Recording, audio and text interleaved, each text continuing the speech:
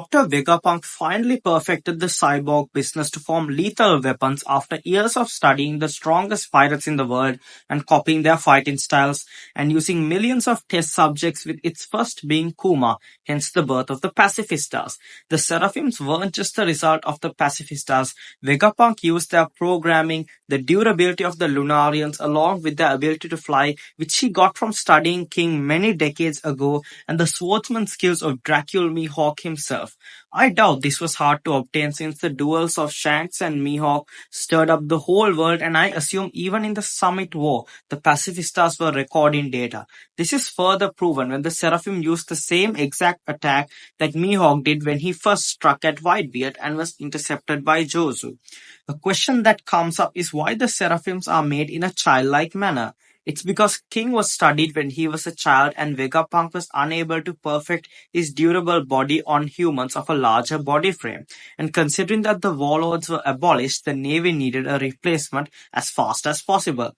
This begs two questions. Are the Seraphims able to use Haki? Theoretically, Haki is not something that a cyborg should be able to use, but at the end of the day, Blackbeard is still a Logia type, and he very much got his ass beaten up by one. So it seems that Vegapunk managed to maneuver his way around this. And other question is, can they eat devil fruits? If so, quite possibly the greatest step in wiping all of the pirates is here. But how would this be made possible? The first case we saw of this would be when Vegapunk developed a process so that Spandam's sword was able to eat a zone-type devil fruit. And after this succeeded, he has been trying to replicate the devil fruits, and for some reason, the one that was perfected turned out to be a variation of Kaido's devil fruit.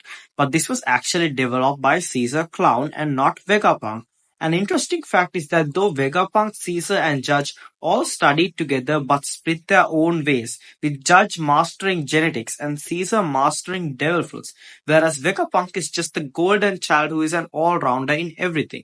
I think Vegapunk's futuristic city contains the means to make devil fruits, but even amongst devil fruits there are levels. For example, zones would be at the very bottom. And it's not that zones are bad devil fruit, it's just that they are extremely dependent on the user.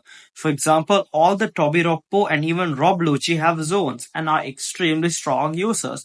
Although ancient zones don't really count, but anyways, my point is the ability to replicate a Logia type devil fruit and one with plenty of data like Crocodile would make it very difficult to fight against. But as we have seen multiple times, it's Haki that will rule the world, and so many characters are at the top without devil fruits. And as of now, the Seraphims have successfully replaced the warlords, yet again proving how useful of an asset this genius scientist is that works for the government, and is definitely an underrated character that needs to be shown more of. Subscribe for more.